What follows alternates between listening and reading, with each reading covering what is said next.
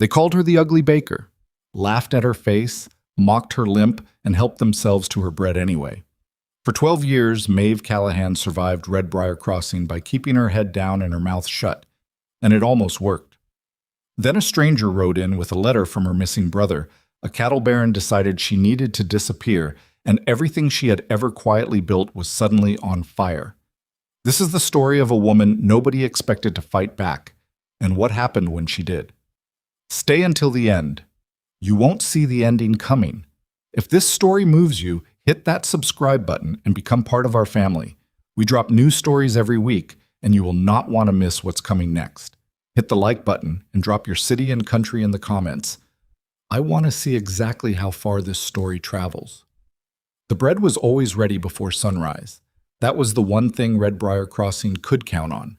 Not its sheriff, not its water supply, not the promises of the men who ran things from the back rooms of the Silver Horn Saloon.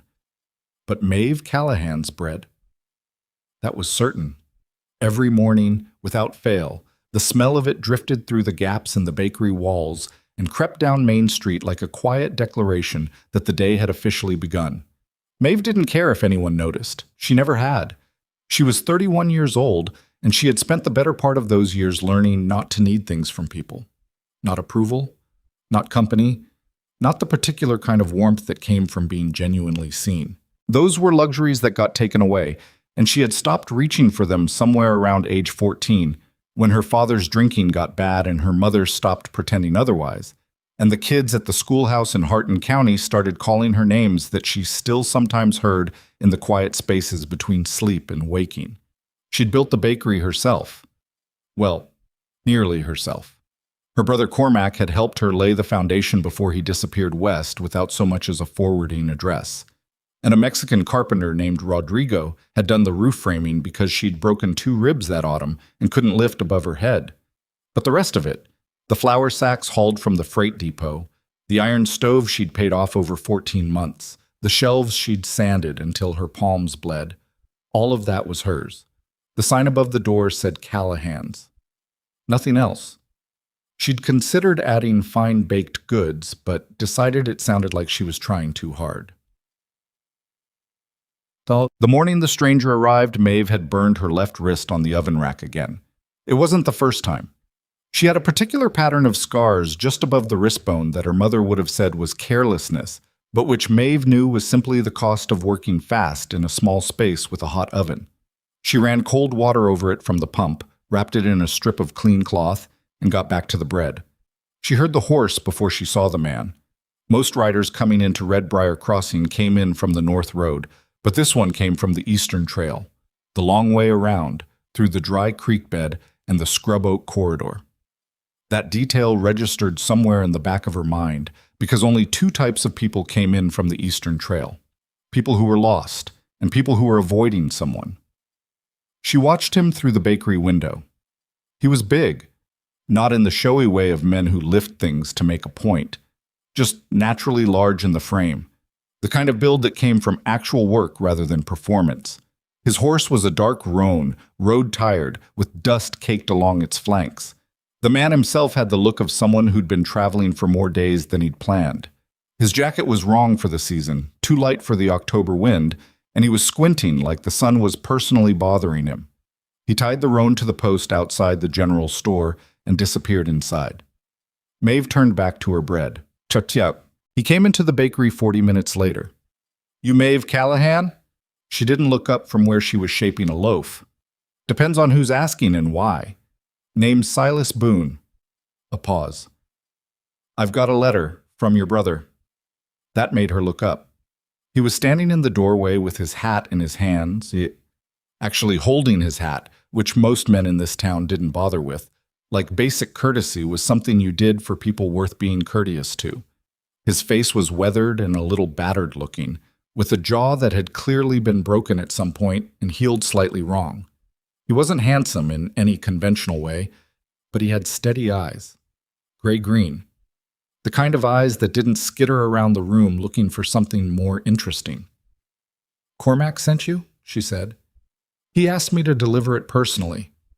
Silas reached into his jacket and pulled out an envelope. "He couldn't come himself. He's He's had some trouble out in Nevada, but he's alive. I figured you'd want to know that first. She wiped her hands on her apron and took the envelope. She didn't open it in front of him. She set it on the shelf beside the window and looked at him for a moment. You hungry? He blinked. Ma'am? You look like you haven't eaten since New Mexico. You hungry or not? I could eat, he said carefully, like he wasn't sure if this was a trap. She cut him a thick slice of yesterday's honey loaf and poured coffee from the pot on the back burner. He sat down on the single stool she kept for customers who were old or tired, and he ate without making a performance of it, which she appreciated. Some men ate like they needed you to watch. What kind of trouble? She asked, not looking at him, still working at the counter. He borrowed money from men he shouldn't have borrowed from. He's working it off. He asked me to check on you because... Silas hesitated.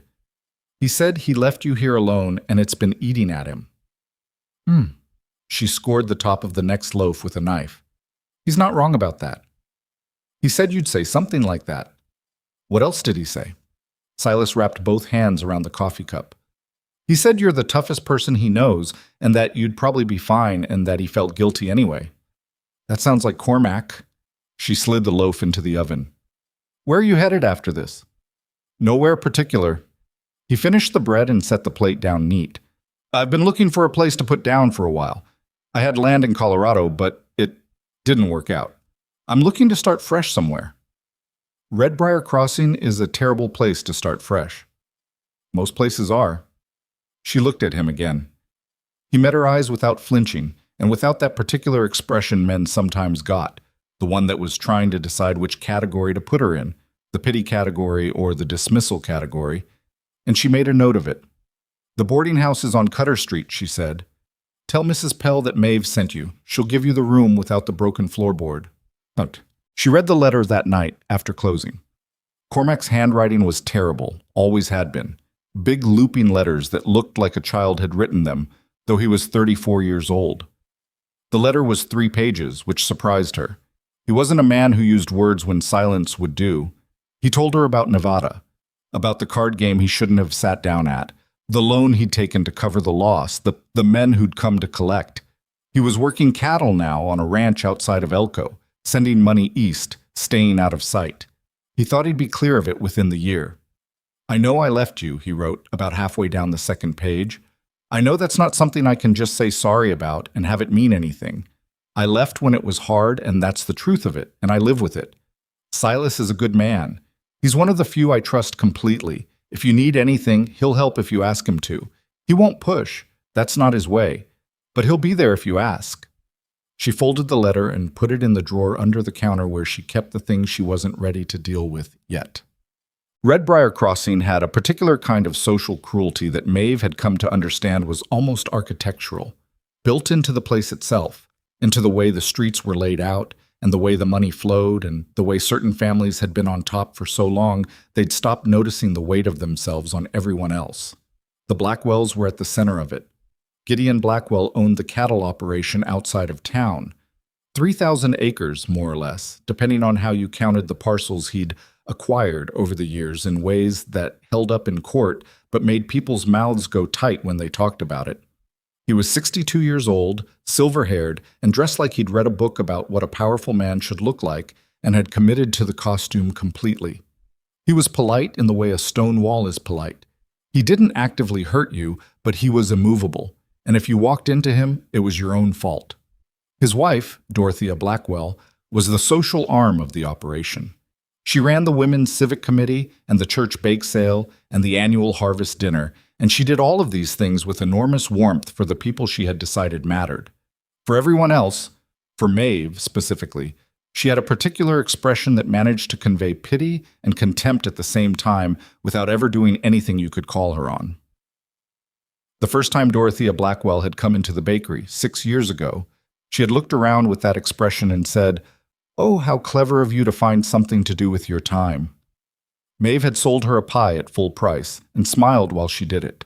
The second time, Dorothea had brought her daughter Cecily and her friend Clara Brandt, and the 3 of them had stood near the window murmuring things to each other while Maeve worked, and she'd heard the words "poor thing" and "does her best," and the particular kind of laughter that women use when they want you to hear that you're the joke. Maeve had kept working. That was the thing she'd learned, and it had cost her more than people realized to learn it.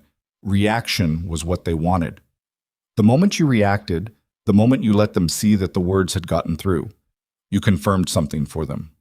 You became the story they were already telling about you. And Maeve had decided a long time ago that she would not become the story other people were telling. She had her own story. She was still writing it. Mom. Silas stayed. He got a room at Mrs. Pell's boarding house, and he spent the first week in town doing exactly nothing remarkable. Getting a feel for the place, he said, when she saw him buying supplies at the general store 4 days after his arrival. How long does getting a feel take? She asked. Depends on the place. He looked at the shelf of harness oil like it was genuinely interesting. This one's complicated. That's a charitable word for it. He glanced at her sidelong. Your brother said you were funny. I thought he was exaggerating.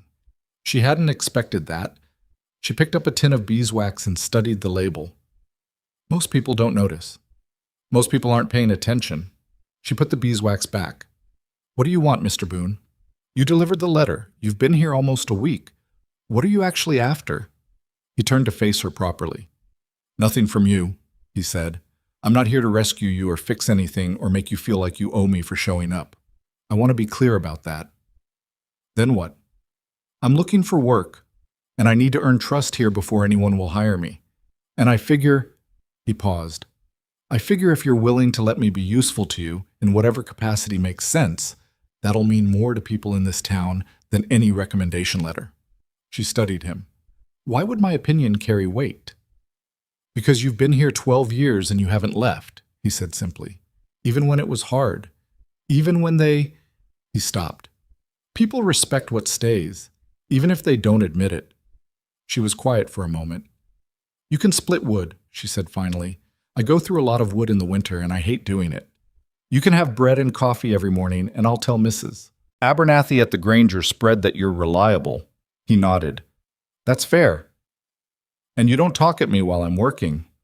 I don't talk much at all. Good, she said. We'll get along fine then. He showed up the next morning at 5:30 while it was still dark and split wood for 2 hours in the cold without being asked twice. She didn't watch him do it. She had bread to manage. But she heard the steady rhythm of it through the back wall, and there was something almost settling about the sound. She hadn't realized how much she'd gotten used to the silence. When he came in for coffee, his breath was clouding in the cold air and his hands were red from it, and he sat on the stool and drank the coffee and didn't say anything for a while. There's a man, he said eventually, who I've seen drive past your bakery 3 times this week. Slow, like he's counting something. Maeve didn't look up from the counter. What did he look like? Well-dressed, older, white hair. That's Gideon Blackwell, she said. He's been doing that on and off for 2 years, ever since I wouldn't sell him the building. Silas turned the coffee cup in his hands. He wanted to buy it? He wanted to own this whole block. She dusted flour off her palms. He got every building on it except mine. I wouldn't sell, so now he watches. What does he do with the watching? So far? She looked up. Nothing. But it's not the watching that worries me. It's what comes after the watching. Silas set the cup down. What comes after? He asked. Maeve turned back to the oven and pulled open the door, checking the loaves inside. That, she said, is what I've been trying to figure out for 2 years. The letter from the county assessor's office arrived on a Thursday morning in the 3rd week of October. Maeve read it twice, standing at the counter with flour on her hands. Then she set it down carefully, finished the loaf she was shaping, and got it into the oven. Then she read the letter a 3rd time. It informed her, in the particular language of bureaucracy that was designed to sound neutral while doing something it knew wasn't, that there was a dispute regarding the recorded deed status of the property at 14 Main Street, Redbriar Crossing, and that she was required to appear before the county property office within 30 days to present documentation establishing her claim. 12 years. She had owned this building for 12 years. She looked out the window at the empty street. The sun was barely up. The town was quiet. Down the block, the general store was still dark.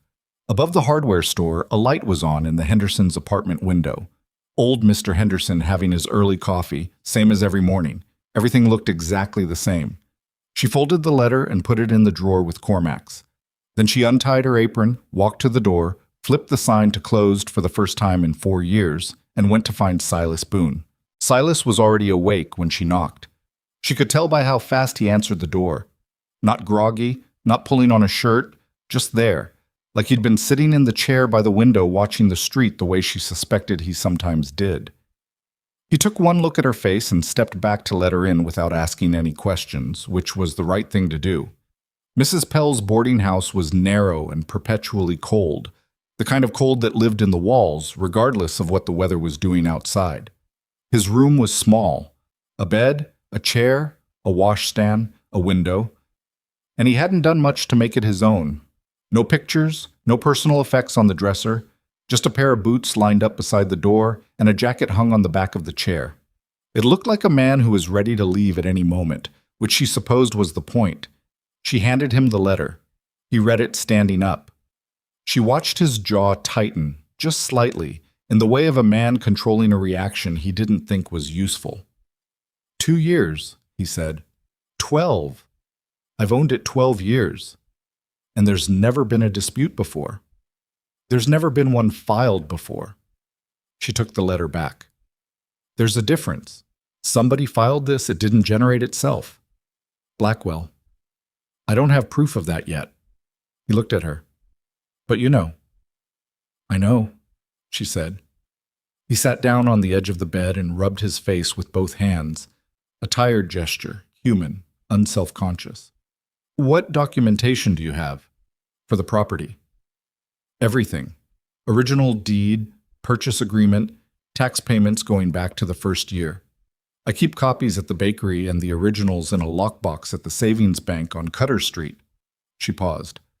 I'm not careless about things like that. I didn't think you were. He dropped his hands. All right, so the documentation is solid. The question is whether a county property office that Blackwell has influence over is going to accept solid documentation or find reasons not to. That is the question, she agreed. He was quiet for a moment. The wind pushed against the window glass and made it rattle faintly in its frame. Do you know a lawyer? He asked. There's one in town, Marcus Greer. He's handled my business contracts before. She hesitated. He also does work for the Blackwell operation. So he's not an option.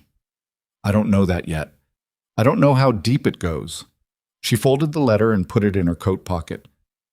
I'm going to need someone who knows the county property laws better than I do, and I'm going to need to know who at that office filed the dispute and on whose authority. Silas nodded slowly. The county seat is in Harwick, 2 days' ride east. Yes. You been there before? Once, to record the original deed. She looked at him. Why? He met her eyes. Because I have. I spent 3 months in Harwick the year before last, working a land survey contract. I know the layout of the county offices, and I know who the property registrar is. A beat. Her name is Agnes Whitmore. She's been there 20 years. She hates being manipulated, and she keeps meticulous records of every filing that crosses her desk, including who requested them. Maeve was quiet for a moment. Cormac said you were useful, she said finally. He said the same about you. She turned toward the door, then stopped. I'm opening the bakery in an hour. There's coffee when you're ready. She left him sitting on the edge of the bed in the pale early light and walked back down the street in the cold, past the still dark storefronts and the empty hitching rails, and she did not let herself think about how relieved she was to not be doing this alone. That was a feeling she'd learned not to trust. Jacob. The week that followed was a particular kind of difficult, the kind where nothing dramatic happens but everything is quietly getting worse, and you can feel it the way you can feel weather changing in a bad knee. Silas rode to Harwick on a Wednesday and came back late Friday with a copy of the dispute filing and a long conversation with Agnes Whitmore, summarized in 3 pages of notes he'd written in a cramped hand that was surprisingly readable. The filing had been submitted by a Harwick law firm called Colton and Marsh, which did not have an office in Redbriar Crossing, but which Silas had discovered, through a conversation at the county clerk's office that he described only as careful, received a very significant retainer from the Blackwell Cattle Company each year.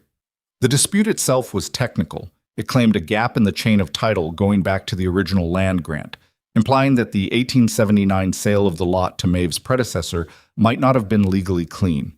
It was the kind of claim that sounded complicated and was designed to sound complicated, because complicated things cost money to fight and took time to resolve, and money and time were exactly what a woman running a small bakery on her own had the least of. Maeve read Silas's notes at the counter after closing, with the lamps turned low and the ovens cooling and the smell of the day's bread still in everything. "It's not about winning," she said when she'd finished. "No," Silas agreed. He was sitting on the stool with a cup of coffee he'd stopped drinking 20 minutes ago. "It's about exhausting you. Make it expensive enough and long enough that I sell just to make it stop." "That's my read." She set the papers down. "Agnes Whitmore. You said she keeps meticulous records." "She does. She also said," he looked at his notes, "she said, and I'm quoting her here, that she finds it professionally troubling when filings appear on her desk that have no correspondence of dispute in the actual historical record. She was careful about how she said it, but she said it." Maeve looked at him. "She's an ally." "A careful one. She's not going to put herself in front of a train for us, but she'll make sure the procedural record is accurate and complete." He paused. "That matters.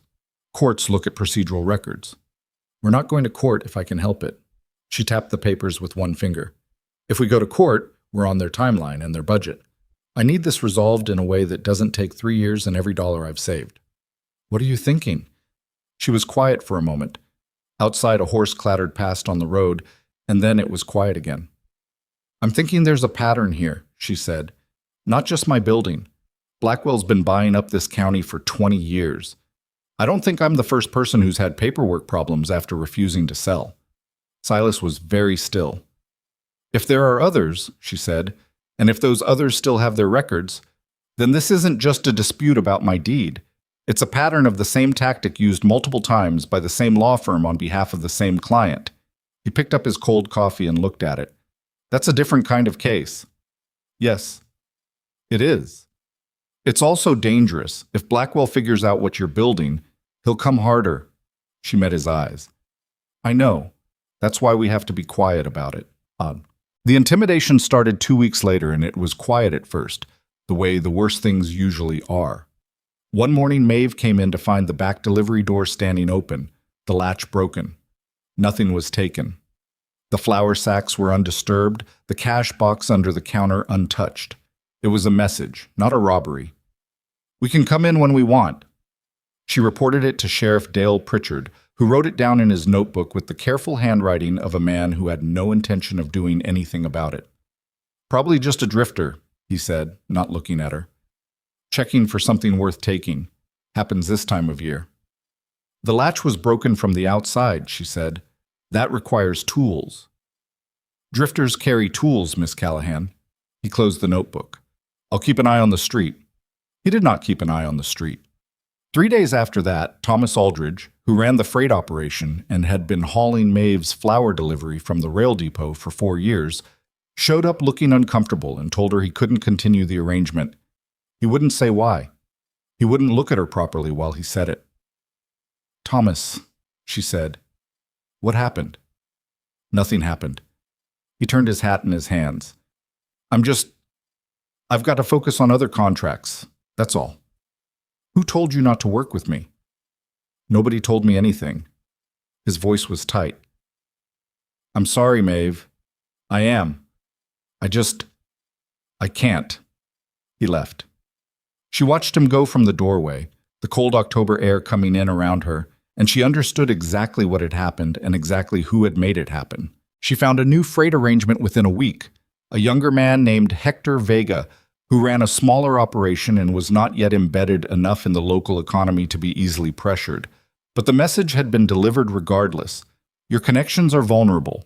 The people around you can be reached.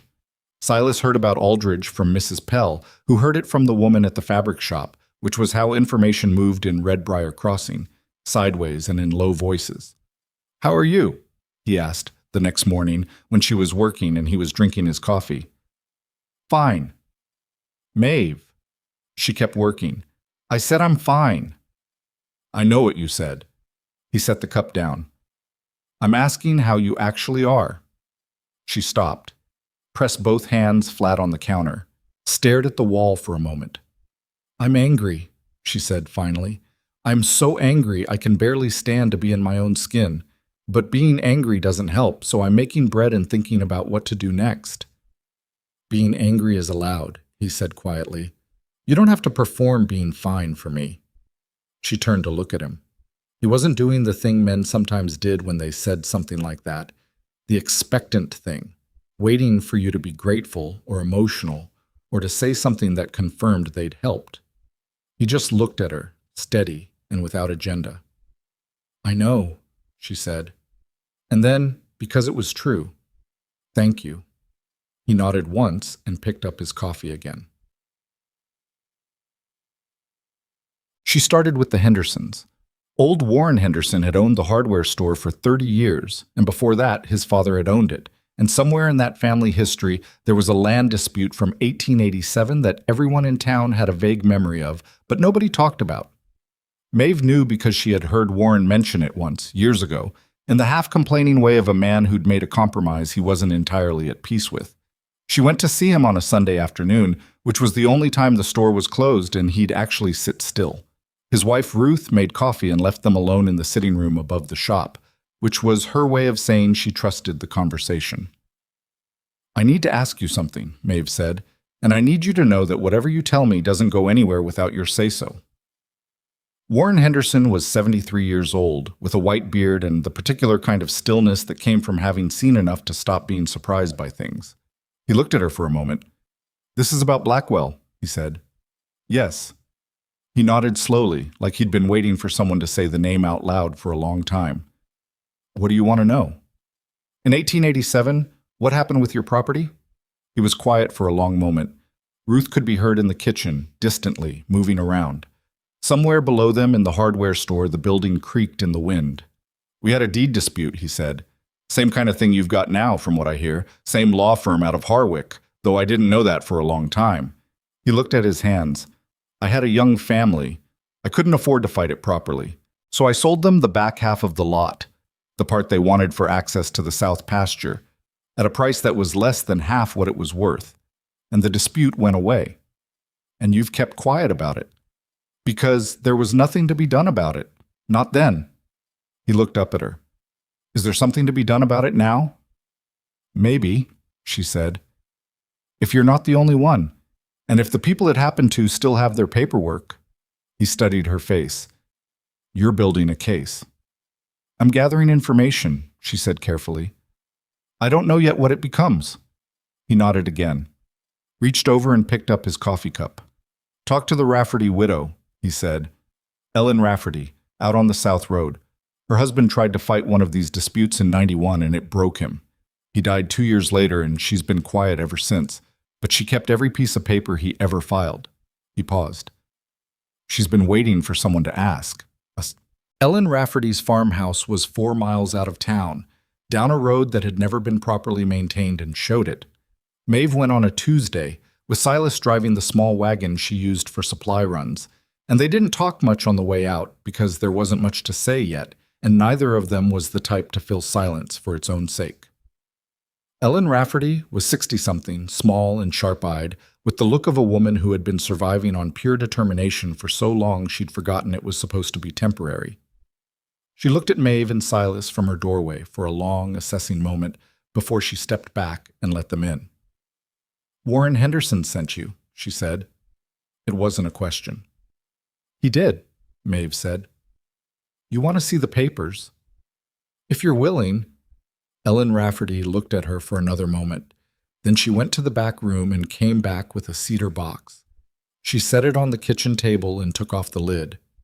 Inside, in careful order, was every document from a 3-year legal battle that had ended in 1894 with her husband selling 40 acres of good grazing land at a price that Ellen described flatly as robbery with a signature at the bottom. Maeve went through the papers slowly and methodically, making notes, while Ellen sat across the table and watched her. Silas stayed near the door quietly, not touching anything, not intruding.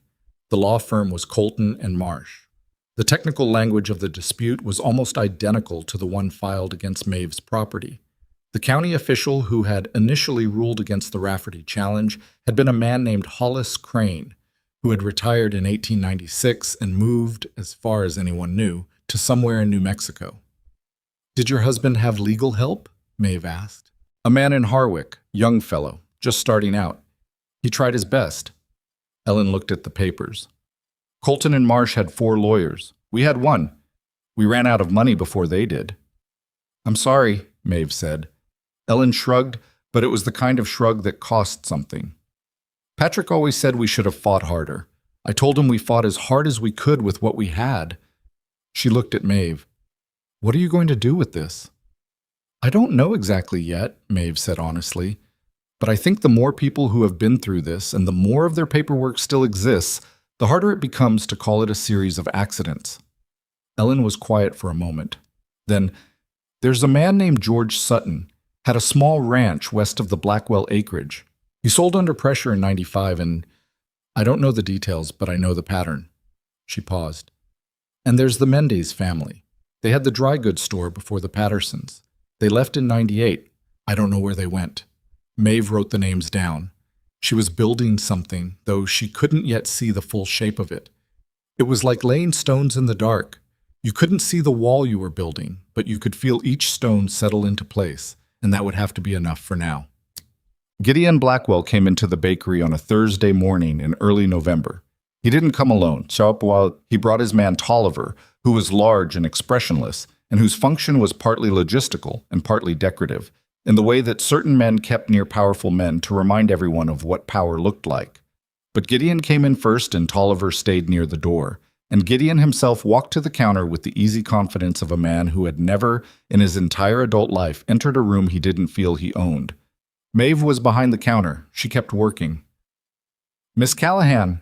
His voice was warm, genuinely warm, in the way that certain people are warm. Not because they feel warmth, but because they've learned it's the most disarming thing they can put on. "I've been meaning to stop in for some time. Your bread has quite the reputation. What can I get you, Mr. Blackwell?" "I was hoping we might talk." He glanced around the bakery with an appreciative expression, the way you might look at a child's drawing. "It's a fine little operation you've got here." "It's a bakery." She set down the loaf she'd been working on and looked at him. "What do you want to talk about?" He smiled. It was a good smile, practiced and almost convincing. "I think you know that there's some uncertainty around the property status of this building. I understand that must be stressful." "It's a nuisance," she said. "Well," he tilted his head slightly. "I hate to see a hard-working woman dealing with that kind of uncertainty. I actually came in today because I think I might be able to help." She looked at him without expression. "Help?" "I have relationships with the county office. I think I could help smooth this out fairly quickly if we could come to an understanding." "What kind of understanding?" "Nothing complicated." He spread his hands in a gesture of reasonableness. "I've been looking to expand some of my townside operations. This block is well situated. If you were willing to sell the building at a fair market price, I think the property question would resolve itself quite naturally." She looked at him for a long moment. She was aware of Tolliver near the door. She was aware of the distance between herself and the back room, where Silas was splitting wood and could probably hear the conversation through the thin wall if he was paying attention. "The property question," she said, "was created by a law firm that works for you, so I think what you mean is that if I sell, you'll instruct them to drop it." Something shifted behind his eyes, just slightly. "I'm not sure what you mean by—" "I mean Colton and Marsh." She watched his face. "I mean the same filing approach they used on the Henderson property in 1887 and the Rafferty property in 1891. She held his gaze. "I've been doing some reading." The warmth in his expression did not disappear. He was too good at this for that. But it cooled, like a fire someone had turned down without putting out. "You're a smart woman, Miss Callahan," he said, and the warmth in it now had an edge underneath. "I've had to be." She picked up the loaf she'd set down and turned back to the work. "The building isn't for sale, Mr. Blackwell. It never was, and this conversation doesn't change that. I appreciate you stopping in." She heard him stand there for a moment. She did not turn around.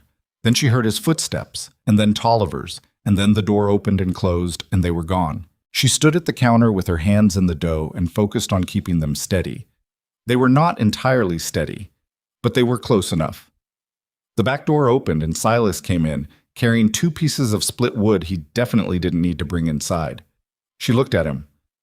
"How much did you hear?" "Enough." He set the wood down by the stove with unnecessary care. "You all right?" "Yes." She was quiet for a moment. "He knows I've been talking to people, or he suspects. Which means the timeline just got shorter." "Yes." She pressed her palms flat against the work surface and steadied herself. "I need to write to Cormac."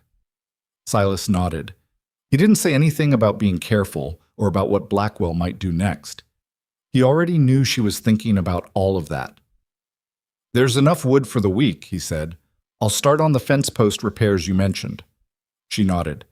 He went back out through the door, and she heard the sound of him working, steady and unhurried, and she thought about what it meant to have someone standing beside you who didn't turn the steadiness into something you owed them for. It was a strange feeling. She wasn't entirely sure what to do with it. So she did what she always did with things she wasn't ready to sort through yet. She put it somewhere safe in the back of her mind and got back to the bread. Outside, the wind was picking up, pushing cold air down from the north. The season was changing. The town was watching.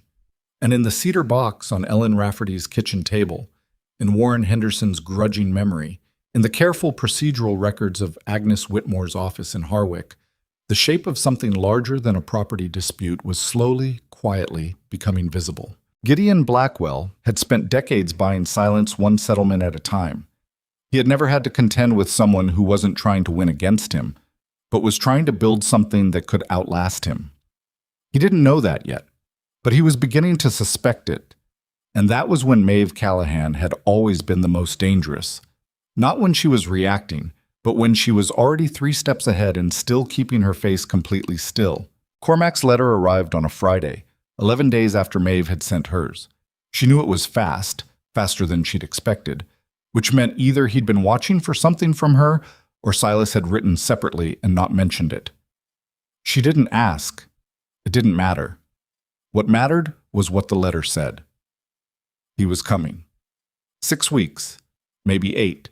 He was settling the last of his Nevada debt, and then he was riding east, and he wrote it in that blunt, slightly awkward way of his that made everything sound like a decision already made and not up for discussion. "Don't tell me not to. I'm coming anyway. Keep the evidence somewhere they can't get to it." She read that last line twice. Keep the evidence somewhere they can't get to it. Not be careful or watch your back.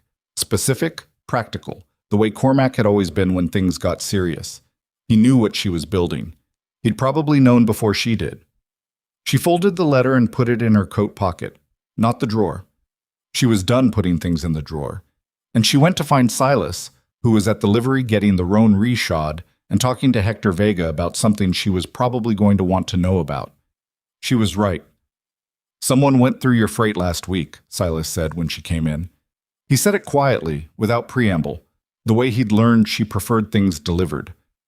2 of the supply sacks from the mill depot. They were opened and resealed. Hector noticed because he ties a specific knot, and it wasn't his knot. Hector Vega was standing beside his wagon with his arms crossed, looking uncomfortable in the particular way of a man who knew something and wasn't sure whether knowing it was going to cost him. He was 26, compact and careful, with grease on his hands from the morning's work. "Nothing was taken," Hector said. "I checked everything. The flour was fine, the salt was fine. It's like whoever did it just wanted to look."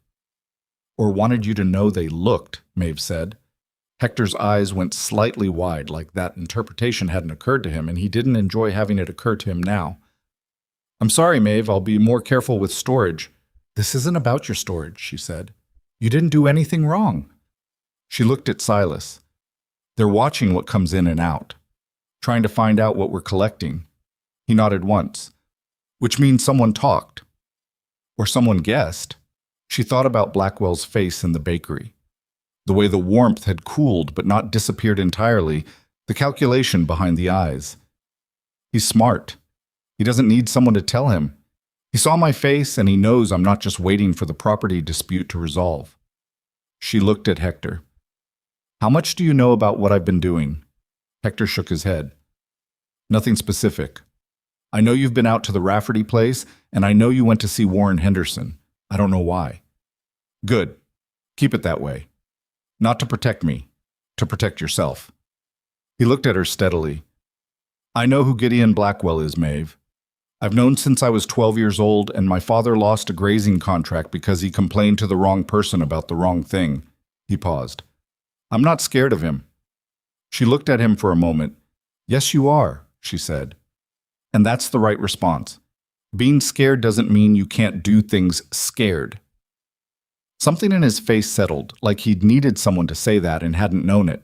But Papa's a sit. She moved the evidence that same afternoon. Not the copies, those stayed at the bakery, visible, findable, a decoy of normalcy. The originals she'd been collecting, the notes from her conversations with Warren Henderson and Ellen Rafferty, the copied documents from the cedar box, the timeline she'd been assembling in a brown journal she bought from the dry goods store, those she packed into a canvas bag and carried to Agnes Whitmore's boarding contact in Redbriar Crossing, a woman named Doris Hale, who ran a small millinery shop on the east side of town, and who, it turned out, had her own history with the Blackwell operation that Silas had discovered through the patient and methodical way he had of learning things without appearing to learn them. Doris Hale was 58 years old and had the kind of face that had probably been pretty in a conventional way when she was young and had grown into something better, more defined, more knowing. She looked at the canvas bag Maeve handed her and didn't ask what was in it. Agnes wrote to me, Doris said. She said you might need a place.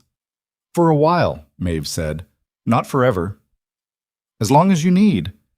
Doris set the bag behind the counter under a shelf of hat forms. I've been waiting 17 years to be useful in this particular direction. Take your time. Maeve looked at her. What happened 17 years ago? Doris smiled, but it didn't reach her eyes. My husband had a mill. Not a big one. Enough. She straightened a hat form that didn't need straightening. Blackwell wanted the water rights attached to the property. My husband said no. By the following year, we had no contracts, no credit from the bank, and a building inspection that found violations that hadn't existed the month before. She picked up a piece of ribbon and turned it in her hands. He sold. We stayed because I had the shop and I wasn't willing to let them take that too. But the mill's been part of the Blackwell operation for 16 years now. I'm sorry, Maeve said. Don't be sorry. Be successful. Doris looked at her directly. That's all I want from this. Just make it count. Maeve held her gaze. I'm going to try. Tut. The next person to apply pressure was not Gideon Blackwell himself. It was his son, Edmund. Edmund Blackwell was 34 years old and had his father's build without his father's restraint. He was the kind of man who had grown up watching power exercised and had absorbed all of the external components, the confidence, the expensive clothing, the assumption of deference, without absorbing the patience that actually made his father effective. Gideon knew how to wait. Edmund wanted things to happen. He came into the bakery on a Tuesday morning with two of his friends, which was what Maeve called them, for lack of a more accurate word, men from the cattle operation who were there to be large and present in a way that was supposed to make the space feel smaller. Edmund himself leaned on the counter in a way that took up room deliberately. I heard you had a conversation with my father, he said. Maeve was boxing up an order. She kept boxing it. Your father comes in for bread, Edmund. He's welcome like anyone else. He told me what you said to him. Then you don't need me to repeat it. Edmund's jaw tightened. He was used to people at least pausing, at least giving him the small performance of nervousness that confirmed his position. Maeve had never given him that, and it had always irritated him, even before any of this. You're making things harder for yourself, he said. You understand that? Whatever you think you're putting together, it's not going to work. This is his county. It's been his county before you got here, and it'll be his county when you're gone. Maeve sealed the box with twine and set it on the counter. That order is for Clara Hennessy's birthday party, she said, not to Edmund, to the room, to no one. She asked for the cardamom cake, which is the second best thing I make. She looked up at Edmund. Are you buying something? He stared at her. I'm warning you. I heard you. She picked up a cloth and wiped down the counter. Now I need to get back to work. The door is right behind you. One of the large friends moved slightly, barely a shift of weight, but enough to mean something. Maeve's eyes went to him and then back to Edmund, and she didn't move, and she didn't look afraid, and she wasn't performing not being afraid. She simply had run out of space inside herself for fear, and had filled that space with something colder and more useful. Edmund held her gaze for a long moment. Then he pushed off the counter and left, the friends moving around him, the door hitting the frame harder than necessary on the way out. Maeve stood at the counter for a moment with the cloth in her hands. Her hands were not shaking. She was a little surprised by that, actually. Silas heard about the visit from Hector, again, which was becoming a pattern that probably needed addressing. He came into the bakery that evening when she was closing and stood near the door with his arms crossed and said nothing for a long moment, which was also becoming a pattern. "Edmund," she said before he could. "I know." He looked at her. "Are you fine?" "I'm fine," she paused. "I'm tired of saying I'm fine. I know you know it's partly not true. Can we just agree that I'm functioning and move on?" Something shifted in his expression. Not amusement exactly, but close to it. "We can do that?" She sat down on the stool, which she almost never did while the bakery was still in any state of order. He sent his son because sending himself again would look like he was rattled, which means the first visit rattled him. "That's my read too." But rattled isn't beaten. Rattled is when they stop being careful. She rubbed the back of her neck. "I need more people. Not just documents. People who will actually say out loud, on record, what happened to them." "That's the hard part," Silas said. "I know." "People with families." "I know."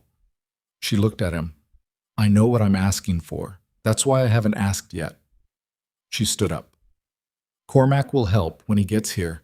He knows some of those ranchers out on the western parcel. He worked for 2 of them before he went to Nevada. They trust him."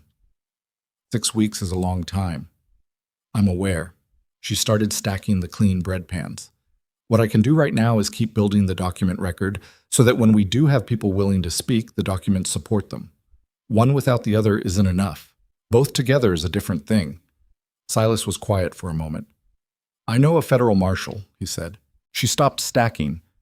"From the Colorado work. His name is Arthur Dean. He's based out of the district office in Fort Harlow. He's not the most patient man I've ever dealt with, but he's honest, which out here is rarer than patience." He looked at her carefully. "I'm not saying we go to him now, but I want you to know the option exists." Federal. She turned the word over in her mind. Federal meant outside Blackwell's reach, outside the county officials he'd been cultivating for decades, outside the sheriff who wrote things down in notebooks without intending to do anything about them.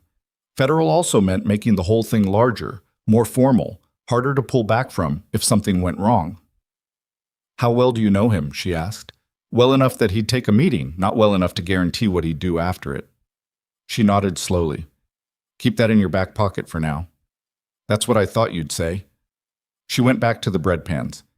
"It's not that I'm not willing to use it. It's that once you use it, you can't unuse it, and we only get one shot at this." "Agreed." She stacked the last pan. The bakery was quiet around them, the way it got late in the evening, when the warmth of the ovens was still there but fading, the day's smell of bread going soft and comfortable. She was aware of Silas standing near the door with the ease of someone who had nowhere more important to be, and she thought again about what it meant that she didn't feel alone in this. She still wasn't sure what to do with that. The break came from an unexpected direction, the way the important things sometimes do. George Sutton found her. She'd had his name from Ellen Rafferty for weeks but hadn't been able to locate him. He'd sold his western ranch in 1895 and seemingly disappeared from the county records. What she hadn't known was that he hadn't left. He'd moved into a 2-room house on the edge of the Mennonite settlement north of town, changed his name slightly on the county rolls from Sutton to Sutton. A clerical adjustment he'd made himself, he explained later, which was barely legal but had kept him invisible enough, and had been watching Gideon Blackwell dismantle the county he'd grown up in for the past 8 years with the particular rage of a man who can't stop watching something he hates. He came into the bakery on a Wednesday morning and asked for a loaf of bread, and then stood at the counter for a moment after paying for it, turning it in his hands like he was working up to something. "You're Maeve Callahan," he said. "I am." "I heard you went to see Ellen Rafferty." She looked at him carefully. He was in his mid-50s, weathered, with the look of someone who'd spent years outdoors and then stopped suddenly, his color not quite right for a man his age. "Who told you that?" "Ellen did. He paused. "We've stayed in contact. She said you were building something." "I'm gathering information," she said, which was what she'd been saying to everyone, the careful version. He set the bread down on the counter. "I had a foreman, name of Curtis Webb. He worked for me for 6 years before I lost the ranch. Good man, steady, knew cattle like he'd been born knowing them." He looked at her. "When I sold, Blackwell took on most of my hands because that's how he keeps things quiet. Give the workers somewhere to land so they don't have reason to be angry at him. Curtis went with the rest." "Okay," she said, waiting. "Curtis came to find me 3 weeks ago. He's been with the Blackwell operation for 8 years now. George Sutton picked up the bread again, put it back down. "He's seen things that go beyond what happened to my ranch. Things about how Blackwell's been managing his water rights agreements, falsifying volume reports to the county, redirecting water from smaller claims without proper filings. Not just in the land transactions, in the water records." He looked at her. "That's federal jurisdiction, water rights on this scale." The word federal hit her differently this time than it had when Silas had said it. "Where's Curtis now?" she asked. "Still at the Blackwell operation. He can't leave without it looking like something, but George stopped. "He's scared. I want to be honest with you about that. He's got a wife and 2 kids, and he's scared." "He should be," Maeve said. "That's not me discouraging him. That's me telling you he's assessing the situation correctly." George looked at her for a long moment.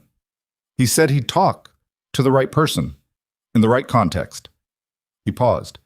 "He doesn't want his name on anything public until there's something bigger than just his word against Blackwell's." "That's smart," she said. "Can you give him that? Something bigger?" She looked at him. Her mind was moving fast, connecting things. The document record she'd been building, the conversation with Agnes Whitmore about procedural irregularities, Silas's federal marshal in Fort Harlow. "I'm working on it," she said. "How long can Curtis wait?" He said 2 months, maybe 3. After that, he thinks they're going to notice he found me, and then his position there becomes... George made a small expressive gesture that meant dangerous without saying it. 2 months. Cormac would be here in 6 weeks. She had the documents from the Henderson and Rafferty cases. She had Doris Hale holding her evidence archive. She had Agnes Whitmore at the county office keeping a careful procedural record. She had Hector Vega and his particular loyalty. And now she had George Sutton and a man named Curtis Webb who had seen the inside of the Blackwell operation for 8 years. It was starting to look less like a property dispute and more like what it actually was. "Tell Curtis to hold," she said, "and tell him I said he's not going to be standing alone when the time comes." George Sutton picked up his bread. He looked, she thought, like a man who had been carrying something heavy for a very long time and had just felt someone else take a piece of the weight. "I'll tell him," he said. Matik. Cormac arrived on a Thursday evening in the 3rd week of November, which was 2 weeks earlier than he'd said, which was typical. Maeve heard the horse out front and looked up from the counter, and there he was in the doorway, taller than she remembered somehow, or maybe just present in a way that filled the space more than she'd prepared herself for. He'd grown a beard. It looked terrible. She told him immediately. "Good evening to you too," he said.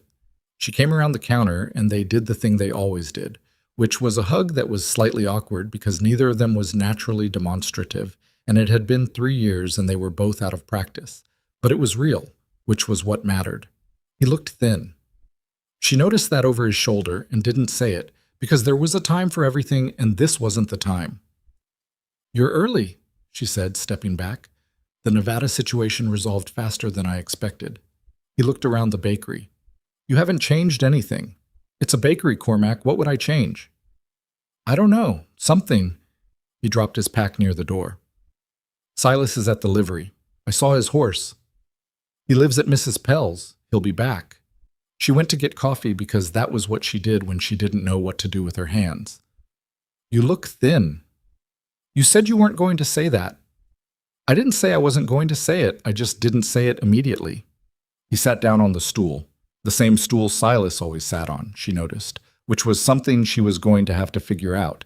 and looked at her with the particular attentiveness of a man who has spent 3 years feeling guilty and has arrived prepared to actually do something about it.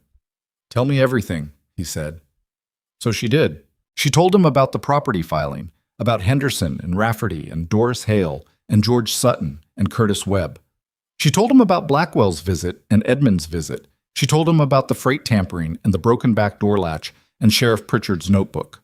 She told him about Agnes Whitmore and the federal question and Silas's contact in Fort Harlow. She told him all of it, standing at the counter with coffee she'd poured and neither of them was drinking, and he listened without interrupting, which was the thing she'd always valued most about her brother. He knew how to receive information before he started forming opinions about it. When she finished, there was a long silence. "Curtis Webb," he said finally. "Yes. I know Curtis from the Webb family on the South Pasture. His father was Charlie Webb?" "I don't know who his father was." "Good man. Good family." Cormac turned his coffee cup slowly on the counter. Curtis being inside the Blackwell operation for 8 years with what he knows, that's not just testimony. That's testimony about ongoing conduct, not historical. "I know." That changes what the federal office is looking at. It's not just a pattern of past fraud. It's current, active. "I know." She looked at him. "That's why I've been careful about the timeline. Because if we move too early, they have time to clean up the water records. If we move too late, Curtis's position becomes untenable." Cormac looked at her for a moment. "When did you get so strategic?" "I've always been strategic," she said. "You just weren't here to notice." He looked away briefly, and she saw him absorb that, and she hadn't meant it as a blow exactly, but she hadn't not meant it either, and he knew it, and they both let it sit there for a moment before moving past it, because that was what family did with the true things that hurt. "What do you need from me?" he asked. "The ranchers on the western parcels. You know them. They'll talk to you in a way they won't talk to me. Reed Calloway and the Tanner brothers. I worked with them both. I need to know if they have documentation of anything, and I need to know if they'd be willing to put their names to it." Cormac nodded slowly. "I'll write out next week. Let me get the lay of things here first." He paused. "The federal marshal, Fort Harlow. Dean? Silas knows him. Then Silas should make the initial contact, not us." He looked at her. "You and I are the visible part of this. If we start making moves toward federal authority, Blackwell will know immediately. Silas has no established connection to this situation in their eyes. He's just a drifter who's been splitting your wood." She blinked. "That's sound?" "Yes," she admitted. "That's sound." Silas came in 20 minutes later, and the look on his face when he saw Cormac suggested he was surprised by how relieved he felt to see him, which Maeve noted and filed alongside all the other things she was choosing to think about later. The two men shook hands and did the brief, slightly formal exchange of men who'd been through something together in the past and were recalibrating to a new context. "She told you everything?" Silas asked. "Everything," Cormac confirmed. He looked at Silas. "The federal contact, you should go to him." Silas glanced at Maeve. She nodded slightly. "Fort Harlow is 4 days," Silas said. "I know," she said. "How soon can you go?" He thought for a moment. "Day after tomorrow. I need to arrange coverage for the wood delivery and check the—" He stopped. "Day after tomorrow." "Okay." She looked at both of them. "Nobody talks about this outside this room. Not the marshal contact, not the timeline. As far as anyone in this town is concerned, Cormac just came home because he missed his sister, Silas is still just hired help, and I'm still just waiting on the property dispute to resolve itself through proper channels." Cormac raised an eyebrow. "And what are you actually doing while we're doing our parts?" She picked up her coffee cup, finally. "I'm going to go talk to Dorothea Blackwell," she said. Both men stared at her. "She runs the Women's Civic Committee," Maeve said, as if this were a perfectly straightforward statement. "And she's been married to that man for 35 years. And there are things a woman knows about a man she's lived with for 35 years that never end up in any document." The silence in the bakery was the specific kind that happened when two people were trying to decide whether to argue with something and couldn't find a reason to. "That's either very smart or very dangerous," Cormac said finally. "It's both," Maeve said. "Most good things are." She set the cup down and started getting the bakery ready for the morning, because whatever was coming, whatever collision of truth and power and fear and determination was gathering itself on the horizon of this town, the bread still needed to be ready before sunrise. That hadn't changed. She didn't think it ever would. Outside, the wind had gone quiet for the first time in weeks, and the sky above Redbriar Crossing was thick with stars, cold and indifferent and endlessly, silently present. The kind of night that made no promises about what came next. It was the most honest thing about it. Dorothea Blackwell received visitors on Tuesday and Thursday mornings, between 9 and 11, in the front parlor of the Blackwell house on Garrison Hill.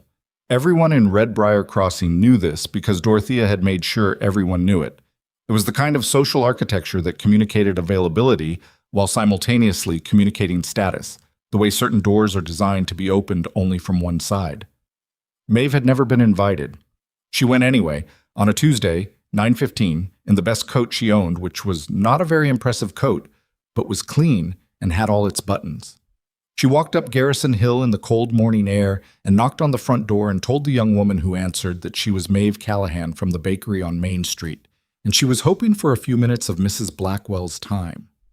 There was a pause while the young woman disappeared, and Maeve stood on the porch and looked at the town spread out below her, the rooftops and the water tower, and the thin smoke from morning fires, and her own bakery, small and plain and absolutely hers, visible from here if you knew where to look.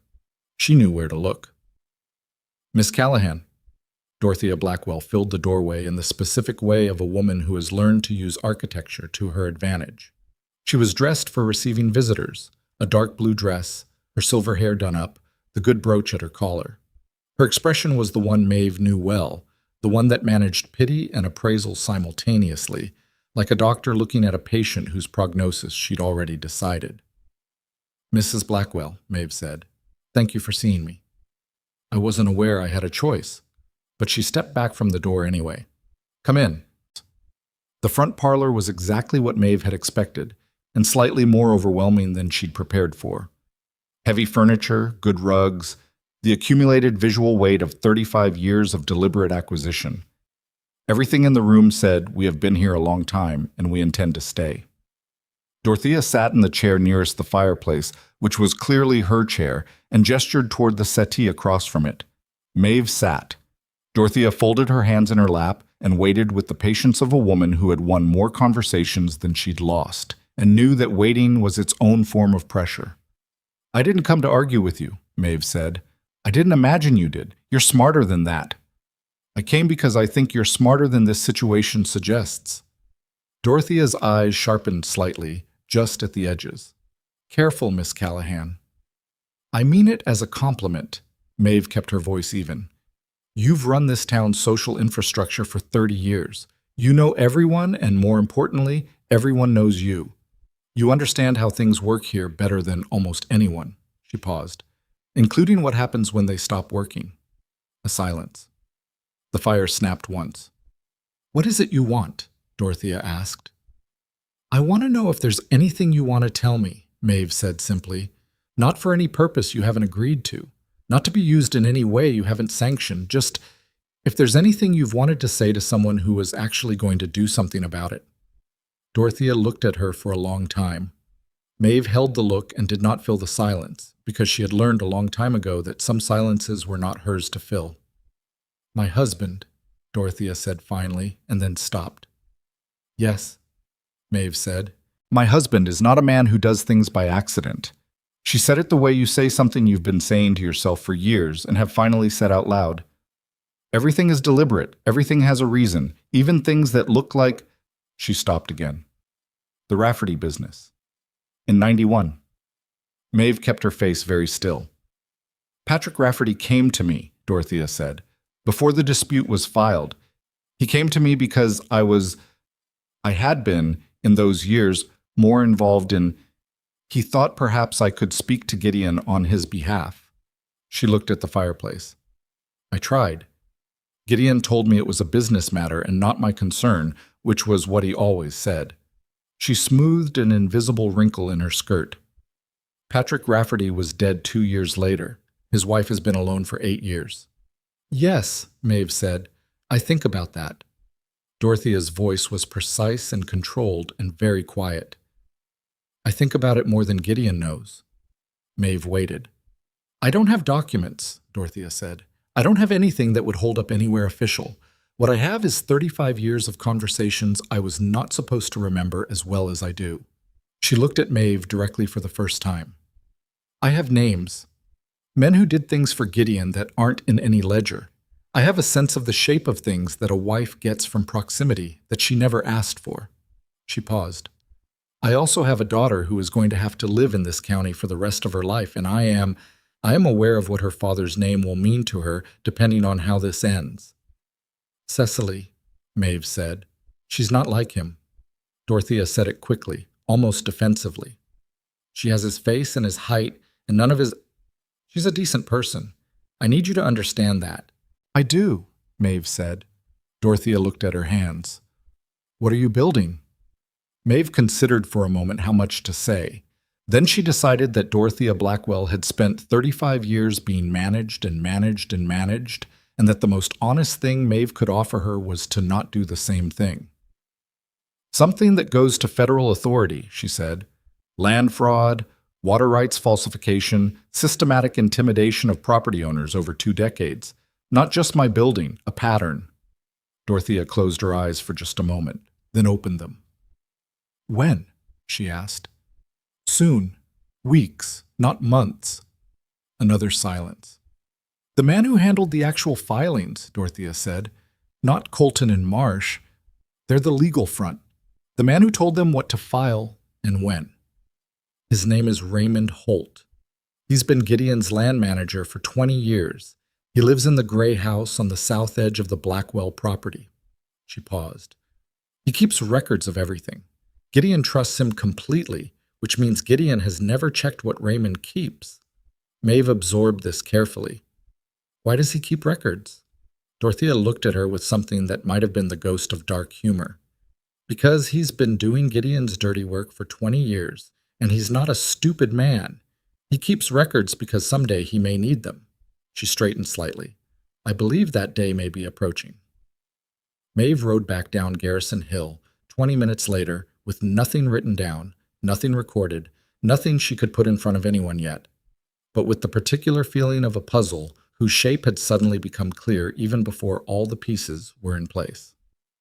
Raymond Holt, the man who kept records because he wasn't stupid. She needed to think about how to reach him without spooking him. She needed to think about it carefully, but first she needed to get back to the bakery because it was Tuesday and the Henderson order was due, and she had not yet put on the second proof for the rye loaves, and the morning was already half gone. She had learned to hold 2 truths at once, the enormous and the immediate. The bread still needed making. It always did. Silas came back from Fort Harlow on a Friday evening, arriving after dark with a tired horse and the look of a man who had covered 4 days of road in 3.5 and wasn't entirely sure his back would forgive him. He came directly to the bakery.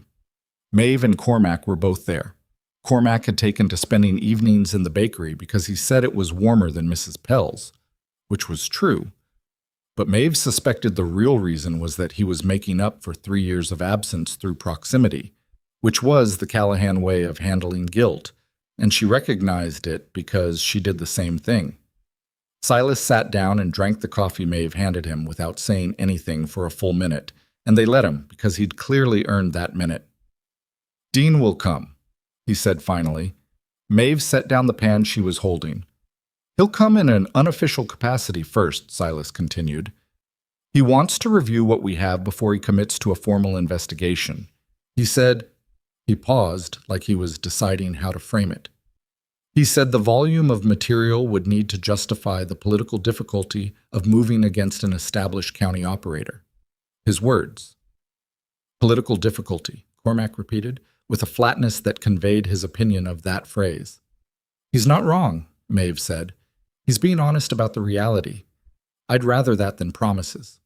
She looked at Silas. When? 2 weeks.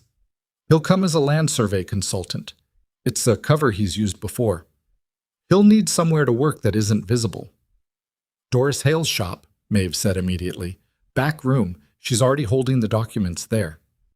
Silas nodded. He rolled his neck slightly, a small, involuntary admission that the ride had cost him, and then straightened. There's something else. I heard something at the county clerk's office in Harwick while I was waiting. He looked at Maeve. There's a new filing, not on your property, on the land adjacent to the Henderson building, the empty lot on the north side. Maeve frowned. That lot belongs to old Franklin Dunn. He's been holding it since 1880. Franklin Dunn died in September, Silas said. His family didn't announce it widely. He had no direct heirs and the estate is in probate. He paused. Colton and Marsh filed a claim on it 3 weeks ago. Quiet title action. Cormac looked at Maeve. They're still moving. While all of this is... They don't know what we're building, she said. To them, right now, I'm just a woman with a property dispute who made some noise and got her brother home. They're still executing the plan they had. She thought for a moment. Which is actually useful. If they're still moving on the Dunn lot, that's a fresh filing, recent. That's not historical pattern, that's current conduct. That's what Dean needs, Silas said. Yes. She looked at him. Good. That's good. You did well. He made a small sound that was not quite a laugh. I did 4 days of writing in 3. I may never sit comfortably again. I'll get you more coffee, she said, which for Maeve was approximately equivalent to a declaration of deep gratitude. And Silas appeared to understand that because he accepted the cup with a look that was quietly, genuinely warm. Cormac watched this exchange with the expression of a man filing something away for later consideration.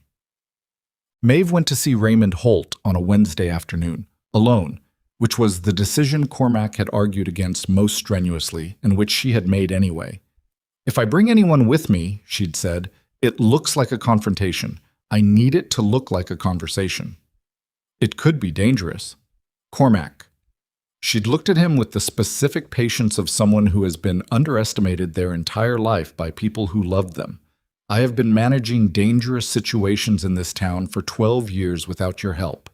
I am aware of the risks. Let me work. He'd let her work. He didn't like it, but he'd let her. Raymond Holt's gray house was at the southern edge of the Blackwell property, accessible by a farm road that wasn't visible from the main approach. She rode out in the early afternoon and tied her horse at the fence post and walked to the front door and knocked. He answered himself, which meant he lived alone, which she'd suspected. He was 60, maybe 62, with the compact build of a man who'd worked outdoors for decades and the watchful eyes of someone who'd spent those decades watching carefully. He looked at her, and she could see him placing her the baker, Main Street, the property dispute, and she could see the calculation happening behind his face.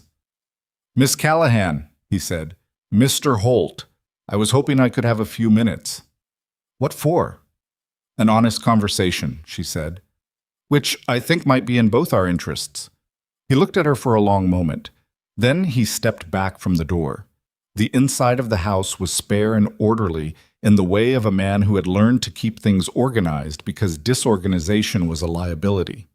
Filing boxes along one wall of the main room, actual filing boxes, labeled in a neat hand.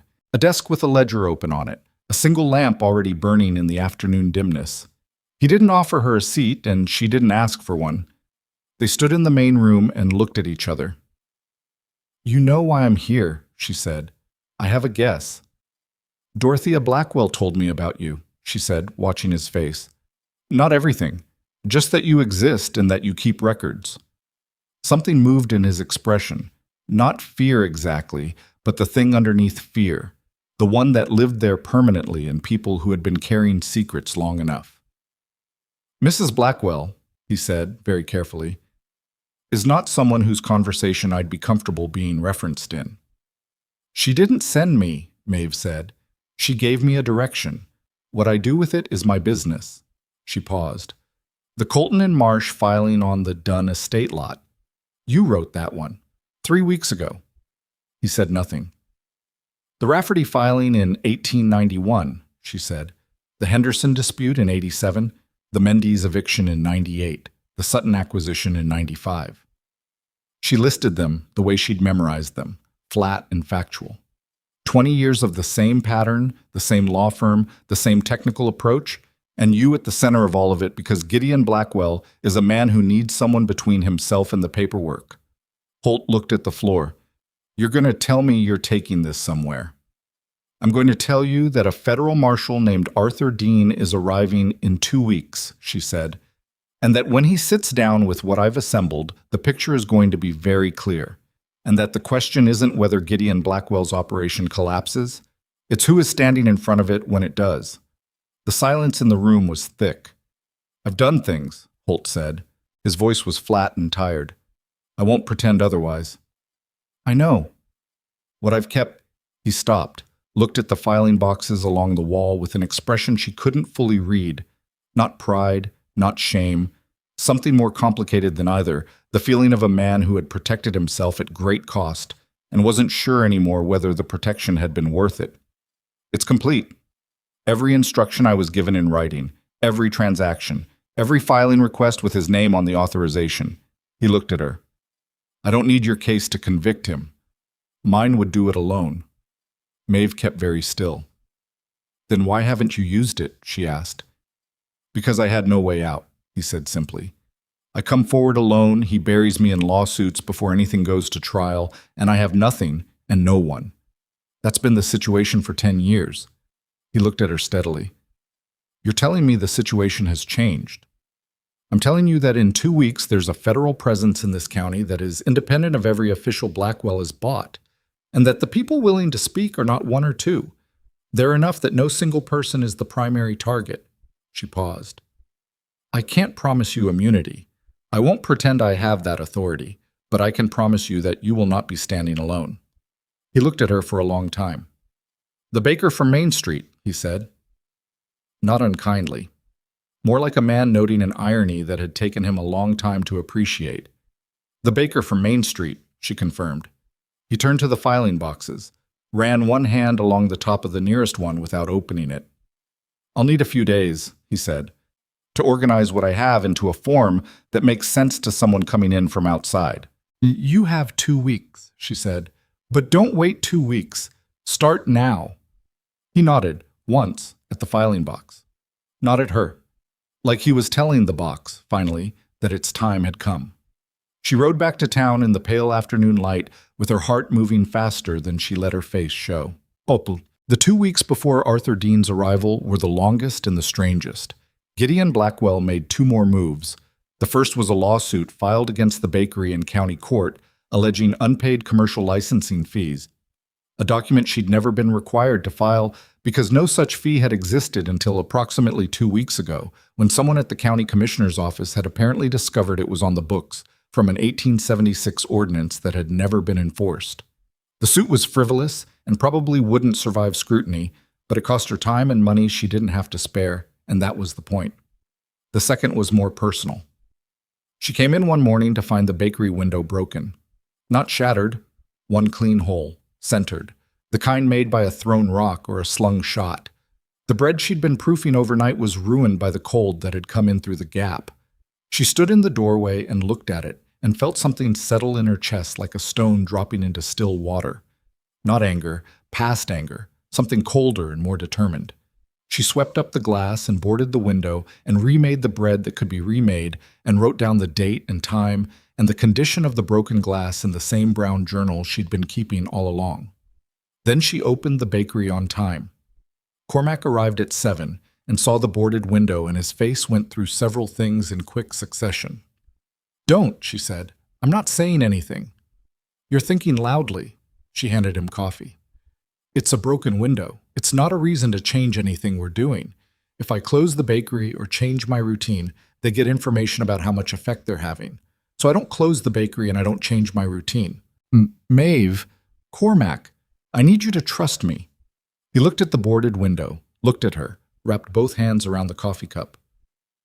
I trust you, he said. I just hate this. I know. She turned back to the counter. So do I. That's different from changing course. He was quiet for a moment, then, Reed Calloway said yes. So did Tom Tanner. Their documentation goes back to 1893. She stopped working. That's 4 ranchers and 1 former land manager and 2 property owners and a freight worker and Agnes Whitmore at the county office, and Dorothea Blackwell's memory, and whatever Doris Hale decides she wants to say about the mill. He paused. It's a lot, Maeve. She stood at the counter with flour on her hands and felt the weight of it. Not just the case they'd built, but the people in it.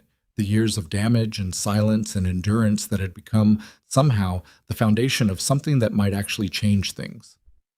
"It's enough," she said quietly. "Yes," Cormac said. "I think it is." Arthur Dean arrived on a Monday as arranged, in the guise of a land survey consultant with a worn leather case and the travel-stained look of a man who'd been on the road since before it was comfortable. He was in his late 40s, compactly built, with a face that communicated very little and a manner that suggested this was entirely deliberate. He shook hands with Silas at the livery like a man greeting an acquaintance he'd expected to see, and that was the only public connection between them. He spent the first evening at Doris Hale's back room, going through the documents alone, with a lamp burning until past midnight. Maeve knew because Doris told her, and Doris knew because she'd brought him tea at 10 o'clock, and he'd been so absorbed in what he was reading that he'd said thank you without looking up. The next morning, Silas brought him to the bakery before it opened, while it was still dark. Dean sat at the counter and looked at Maeve with the flat, assessing gaze of a man who had learned to evaluate people quickly and accurately and had very little patience for performance. "You put this together," he said. "Mostly," she said.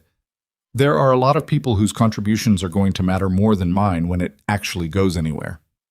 "How many are willing to be named?" "As of right now, 7 who've confirmed. 2 more who are close." She paused. "And a man named Raymond Holt, who has 20 years of written instructions from Gideon Blackwell authorizing every transaction in question." Dean looked at her for a long moment. "Holt," he said. "Yes." "You got Holt to talk." "I got Holt to talk," she confirmed. Something in Dean's face shifted. Not impressed exactly, more like a man recalibrating his estimate of the situation and finding it larger than he'd expected. "I'm going to need to meet him. I can arrange that. And the water rights documentation, the falsified volume reports. Curtis Webb. He's still inside the operation. He'll need formal protection before he speaks publicly." Dean nodded slowly. He looked around the bakery. The plain walls, the iron stove, the shelves of bread pans and cooling racks, the boarded window that had a piece of rough lumber where the glass should be. He looked at all of it the way a man looks at something he's trying to understand the story of. "How long have you been running this operation?" he asked. "I've been running a bakery for 12 years, she said. "That's not what I asked." She looked at him steadily. "About 2 months, since the first property filing." He shook his head slightly. Not in disagreement, more like involuntary acknowledgement. "You did all of this in 2 months." "I had help," she said. "From a ranch hand, your brother, and a woman who makes hats. And a freight driver, and 2 ranchers, and the county property registrar in Harwick, and a 35-year wife who's been paying attention," she said. "None of them powerful, all of them tired of being pushed around." She held his gaze. "That's a lot of tired people, Mr. Dean. Turns out tired people, when they find each other, can do considerable things." He looked at her for a moment that went on just slightly longer than a purely professional moment needed to. "I need a week," he said, "to go through everything properly and determine what we can move on and what needs additional documentation. And I need your people to stay quiet for that week. No moves, no conversations, nothing that signals to Blackwell that something is changing." "Understood," she said. "After that week, if what you've given me holds up, and from what I've seen so far, it holds up, I'll be filing a formal request for investigation to the district office." He paused. "This will get very complicated once that happens. Blackwell will know. He'll move. He'll try to discredit sources and destroy what he can reach. He's been trying to do that for 12 years with me specifically, and 20 years with everyone else," Maeve said. "We're still here." Dean looked at her. "All right," he said, 1 week. He left before the bakery opened. Maeve turned the sign to open and started the morning, moving through the familiar rhythm of it. The bread, the coffee, the first customers of the day who came in stamping cold off their boots and smelling of winter air and knew nothing of what was happening in the back rooms and the careful conversations and the filing boxes that were about to change everything about the town they lived in. Old Mr. Henderson came in at 7:15, the way he always did, for his 2 rolls and his small coffee. He set his coins on the counter and looked at her for a moment.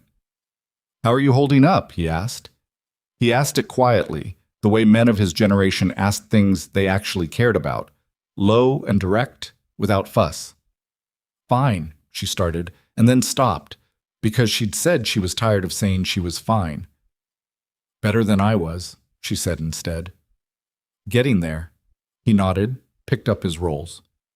"You know," he said, "I've been in this town 50 years. I've seen men like Blackwell before. Not this one specifically, but the type." He paused at the door. "The type always thinks they've built something permanent. They never have. What's permanent is the people that outlast them." He left. Maeve stood at the counter and watched the door close behind him. Through the gap where the window had been, she could hear the town waking up around her. The sounds of horses and wagon wheels and voices, and the ordinary ongoing noise of a place that was still, despite everything, alive and functioning, and full of people who were, most of them, just trying to make it through the day. She thought about permanent things, about what they actually were and where they actually lived. Not in buildings or deeds or the names on courtroom documents, but in the aggregate of small, stubborn decisions made by people who had decided not to leave and not to stop, and not to let the weight of someone else's power convince them that their own lives were not worth defending. She thought about Silas, who had come in from the Eastern Trail, the long way around, and stayed. She thought about Cormac, who had come home 2 weeks early because he was done letting guilt be a reason for distance. She thought about Ellen Rafferty in her farmhouse with her cedar box, waiting 17 years for someone to ask. About Doris Hale, who had stayed in a town that had taken her husband's livelihood because she wasn't willing to give it anything else. About Warren Henderson, who had spent decades carrying a compromise that didn't sit right and had said yes without hesitating when the moment came. She had called them not with promises of safety or guarantees of outcome. She had called them with the simple fact that they were not the only one. And they had come. The bread needed checking. She went to check the bread because some things did not stop for the enormity of other things, and knowing the difference, knowing when to hold the enormous and when to put it down and tend to the immediate, was maybe the most important skill she had ever taught herself. She opened the oven door. The loaves were good, golden and risen, the crust firm in the right places and yielding in the right places. She pulled them out and set them to cool, and the smell of them filled the room the way it always did, and for just a moment, in the warmth and the smell and the ordinary steadiness of it, something in Maeve Callahan's chest unclenched very slightly, like a fist that had been held tight for a long time, finally, cautiously, beginning to open. Dean's week became 9 days, which Maeve had expected. Careful men took the time they needed and didn't apologize for it. And she had decided in the first 10 minutes of meeting him that careful was exactly what she wanted him to be. On the 9th day, he came back to the bakery before opening, same as before, and this time he brought a younger man he introduced only as Collins, who had the look of someone whose entire job was to write things down accurately and quickly, which turned out to be exactly what his job was. The water rights documentation alone would support a federal case, Dean said, standing at the counter with his hands wrapped around a coffee cup he hadn't drunk from yet. Add the land transaction pattern going back to 1887, add Holt's written authorizations, add the falsified county filings. What you've built here is not a property dispute. It's a 20-year criminal enterprise with paper trails intact. Maeve looked at him. What happens next? I file the formal request today. From that point, it moves out of my hands and into the district office. There will be a period, probably 3 to 4 weeks, where nothing visible happens, and that period is going to be uncomfortable because Blackwell will know something has shifted, and he won't know exactly what or how much. He already knows something has shifted, she said. Yes, but knowing something is different from knowing the size of it. Dean set the cup down. That gap between what he knows and what he doesn't know yet is where he's most dangerous. He'll move in that window, probably hard. Cormac was leaning against the back wall with his arms crossed. Hard how? Lawsuits against your witnesses. Pressure on Curtis Webb through the operation, possible attempts to reach Holt. Dean looked at Maeve. Your property dispute will likely escalate. He may try to get an emergency injunction to temporarily close the bakery on the licensing claim. Buy himself time and signal to the county that he still has local authority. Can he get one? She asked. In this county, with the judges he has relationships with? Possibly, temporarily. He paused. That's why I need Webb's formal statement before the injunction can be filed. Once Curtis is on record with the district office, any action against him or his testimony becomes obstruction of a federal investigation. Maeve turned to Silas. He already knew what she was thinking. I'll ride out to the Blackwell operation today, he said. I know which bunkhouse Curtis is in. I'll find a way to get word to him. He needs to meet with Collins, Dean said, nodding toward the younger man. Somewhere private. It can't be here. Ellen Rafferty's farmhouse, Maeve said immediately. She's 4 miles out and she's already part of this. She'll say yes. Dean looked at Collins. Collins nodded once, already writing something in his notebook. Tonight, Dean said. Tonight, Maeve agreed. Curtis Webb was 38 years old and had the particular stillness of a man who had been afraid for so long that fear had become a kind of baseline he no longer recognized as unusual. He came to Ellen Rafferty's farmhouse after dark, on foot, having told the bunkhouse he was visiting a cousin in the settlement north of town, which was a lie thin enough to see through if anyone looked, but which nobody had looked at yet. He sat at Ellen Rafferty's kitchen table with Collins across from him and Silas near the door, and Ellen herself in the corner pretending to mend something, which Maeve suspected was her way of being present in a situation she had waited 8 years to see. Maeve wasn't there. She'd made the decision herself, clearly, without debate. Her presence would make it about her, about the property dispute, about all the visible things that were the surface of this situation. Curtis needed to speak about what he knew without it being framed by her conflict specifically. So she stayed at the bakery and made bread she didn't need and tried not to think about what was happening 4 miles south. Silas came back at 11. He knocked on the bakery door the specific 3-knock pattern he'd started using 2 weeks ago, without either of them discussing it, and she let him in. He looked tired, but not the bad kind. He talked for 2 hours, Silas said. Collins filled 3 notebooks. He sat down heavily on the stool. It's worse than we knew. The water rights falsification goes back 15 years, not 8. And there are 2 county commissioners on a private retainer that isn't recorded anywhere public. Cash payments, quarterly, through Holt. Maeve sat down on the crate she kept near the back wall. Bribery, she said. Documented bribery. Curtis witnessed 4 of the payments himself. He can name dates and amounts. Silas rubbed his face. Dean is going to have more than he expected. She was quiet for a moment. Outside, the wind moved through the gap where the bakery window had been. She'd covered it with oilcloth that did the job without being a real solution, the way a lot of things in her life had been managed. And the cold came through in a thin, persistent current. Is Curtis safe? She asked. For tonight. Dean is going to arrange for him to formally resign from the Blackwell operation tomorrow morning, which gives him a reason to leave that isn't suspicious and puts him outside Blackwell's direct reach. Silas paused. He's scared. He's doing it anyway. I know the feeling, she said. Silas looked at her for a moment, and it was the kind of look that had weight to it, the kind you could feel without entirely knowing what to do with.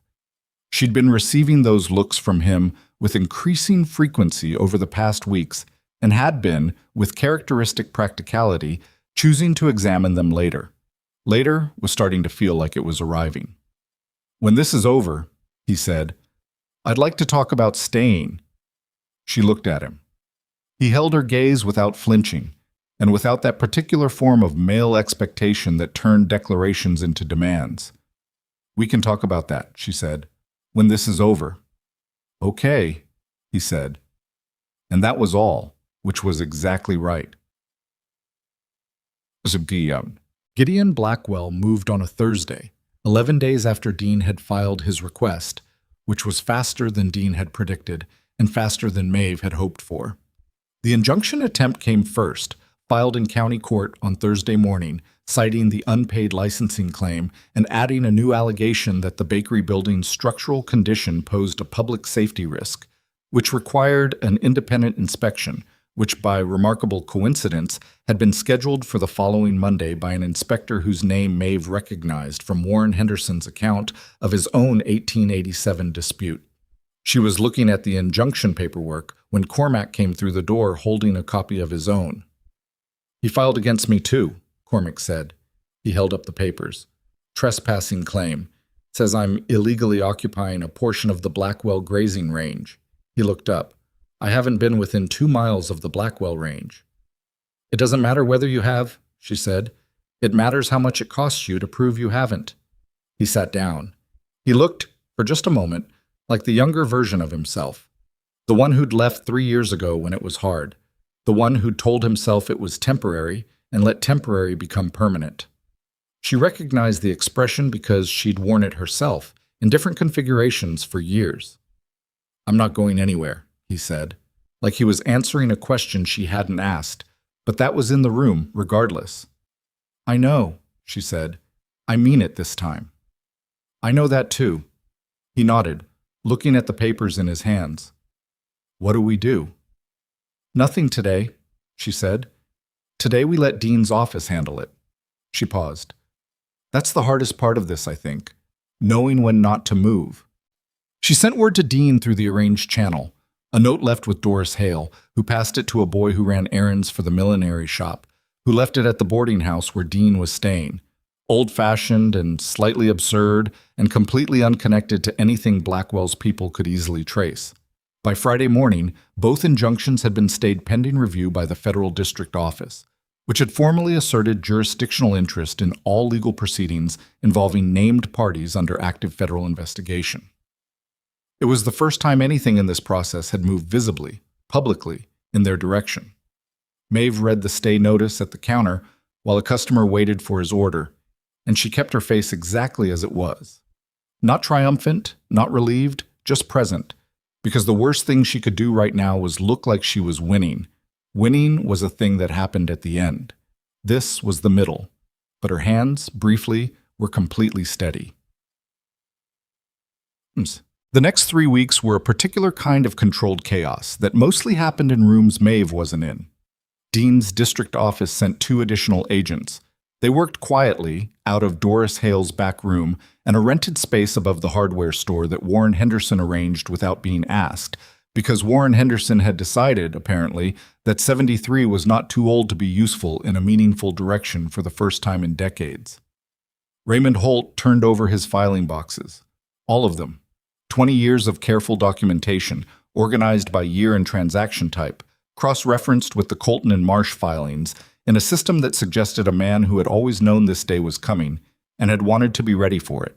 He did this at a meeting with Collins and Dean and a lawyer from the district office whose name Maeve never learned. And when it was done, he walked out of Doris Hale's back room looking lighter than he had in years, which was not the same as looking good, but was something. Gideon Blackwell retained 4 lawyers, which was the number you retained when you understood that 1 lawyer was a defense and 4 lawyers were a delay strategy. The Colton and Marsh firm formally withdrew from the county property dispute regarding Maeve's building on a Wednesday, which was the clearest signal yet that the ground under the whole operation was shifting in ways that Blackwell's people were starting to understand they could not redirect. Edmund Blackwell left town. Nobody announced it. He was simply there, and then he wasn't. And the men from the cattle operation who'd been his particular presence in the social landscape of Redbriar Crossing were suddenly less visible, like a weather system that had been building for weeks and had quietly moved off in a direction nobody had predicted. Maeve watched all of it from the bakery, from behind the counter, from inside the ordinary rhythm of a business that she had kept running through every stage of this because she had understood, from the very beginning, that the bakery was not just a building or an income or even a symbol. It was proof. Proof that she had been here and stayed and built something real, and no amount of legal maneuvering or broken windows or threats delivered through the medium of large men standing near doors could change the fundamental fact of that. She replaced the window glass on a Tuesday morning, paying for it out of operating funds with the same flat practicality she'd applied to every expense for 12 years. Hector Vega helped her install it, and when they were done and the light was coming through clean again, she stood back and looked at it for a moment. "Better," Hector said. "Yes," she agreed. "Better." The formal charges were filed on a Monday morning in December, 41 days after Silas had come back from Fort Harlow. Maeve learned about it from Dean himself, who came to the bakery before it opened and sat at the counter and told her in the flat, precise language of a man who dealt in facts that Gideon Blackwell had been formally indicted on 17 counts, including land fraud, falsification of public records, bribery of county officials, and conspiracy to commit same, and that warrants had been issued for 2 of the county commissioners whose names Curtis Webb had provided, and that the county property dispute regarding 14 Main Street, Red Briar Crossing, had been formally dismissed with prejudice. Dismissed with prejudice, meaning it could not be refiled. She had owned the building for 12 years, and now that fact was clean in a way it hadn't been for months. She didn't cry.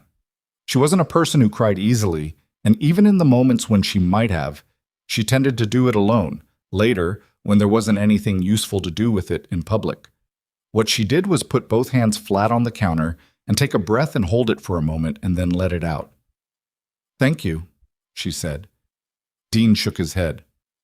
"You built this. I followed what you built. We both know it needed what you could do that I couldn't." He looked at her steadily. "The people in this county who were afraid to speak, they spoke because you gave them a reason to. That's not something any federal office can manufacture." He paused. "I've done this work for 19 years. I don't see this often. What you did." She looked at him. "What did I do?" He thought about it for a moment, like he was trying to find the accurate version. "You made it possible for people to be brave," he said, "by being brave first, in the specific way that matched the specific situation. Not loudly, not heroically, in the way people imagine heroism, just persistently, over and over, in small ways until the small ways added up to something that couldn't be ignored."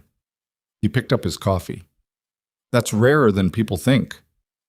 She didn't know what to do with that, so she did what she usually did, which was to note it and move past it and deal with it later.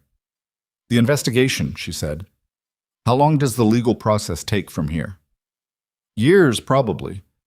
The charges are solid, but he has resources, and he'll use every delay available. You should prepare yourself for that." He paused. "But the operational control is broken. The county officials are under scrutiny. The land grab mechanism doesn't function anymore because the people who ran it are facing indictment." He looked at her. "The immediate danger is over. The longer legal process is somebody else's job." She nodded. "What about Dorothea Blackwell?" she asked. Dean's expression shifted slightly. "She's not named in any charges. What she provided was contextual, not evidentiary. She's a witness, not a defendant." He paused. "Her situation is complicated. 35 years. And Cecily?" "Not involved in any of it." He set down his cup. "The daughter's clear." Maeve thought about Dorothea sitting in the front parlor of the house on Garrison Hill, with her hands folded and her face controlled, and all those years of proximity to something she hadn't been able to stop. There was no clean outcome for Dorothea. There wasn't a verdict that made 35 years of that into something that resolved neatly. Maeve didn't have a fix for that, and she wasn't going to pretend she did. Some things didn't have fixes. They just had endings. And then what came after the endings? 1. Gideon Blackwell was formally arrested on a Thursday afternoon in his own house on Garrison Hill, which Maeve learned about not from anyone official, but from the way the town moved differently that afternoon. A particular quality of stillness followed by a quality of sound. Voices in the street at an hour when there weren't usually voices. The specific texture of a community processing something enormous that it had been building toward without quite believing it would arrive. She heard about it from old Warren Henderson, who came into the bakery at 4 o'clock looking like a man who had aged backward by 10 years in the preceding 6 hours. "They took him out the front door," Warren said. He sat down on the stool without being invited, which he'd never done before, and she let him. Middle of the afternoon, 4 federal men. He was wearing his good coat. He stopped. 30 years I watched that man do what he did. 30 years of knowing and being too small to stop it. He put both hands on the counter, just resting them there. I don't know what I feel." "I know," Maeve said. "Is that strange?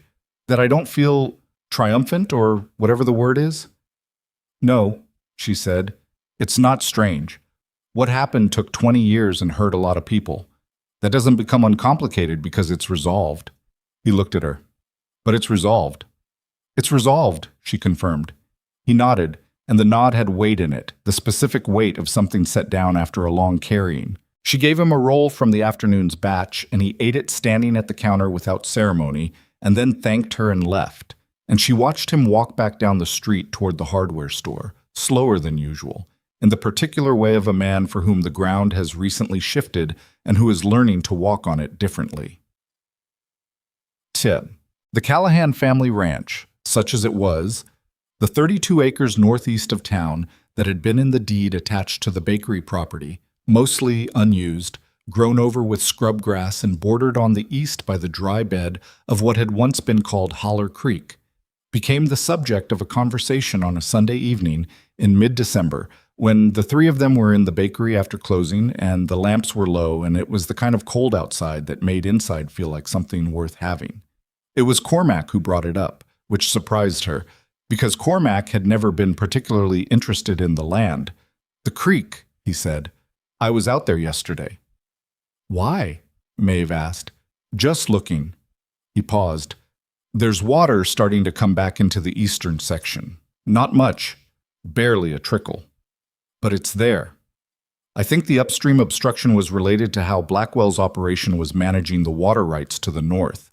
With that disrupted, the water's coming back," Silas said. Slowly. Cormac looked at Maeve. "That land could be workable, not immediately, but with some investment, with time." Maeve looked at him.